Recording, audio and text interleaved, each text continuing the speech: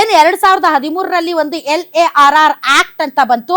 ಅದಕ್ಕೆ ಕಾರಣ ಕೂಡ ಇದೇ ರೀತಿಯಾದಂತಹ ಒಂದು ಒತ್ತಾಯದ ಬಲವಂತದ ಭೂಮಿಯ ಸ್ವಾಧೀನ ಮಾಡಿಕೊಳ್ಳುವ ವಶಪಡಿಸಿಕೊಳ್ಳುವ ಒಂದು ಪ್ರಕ್ರಿಯೆ. ನಿಮ್ಗೆ ಗೊತ್ತಿರಬಹುದು ನಂದಿಗ್ರಾಮ ಮತ್ತು ಸಿಂಗೂರು ಘಟನೆ.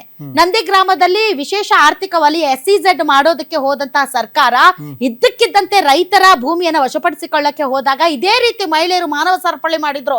ಕೈಗೆ ಸಿಕ್ಕಂತಹ ಒನಕೆ, ಕತ್ತಿ, ಚಾಕು ಮತ್ತು ಪೊರಕೆ ಏನೇನಿದೆ ಎಲ್ಲ ಹಿಡ್ಕೊಂಡು ಹೋದ್ರು.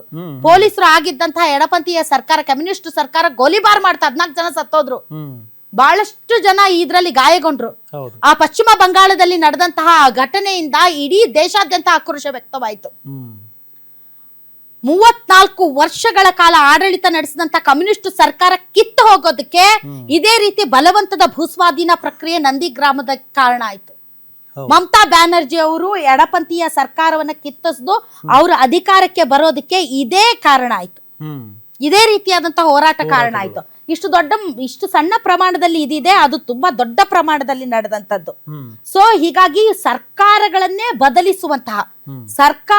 ಬದಲಿಸುವಂತಹ ಶಕ್ತಿ ರೈತರಿಗಿದೆ.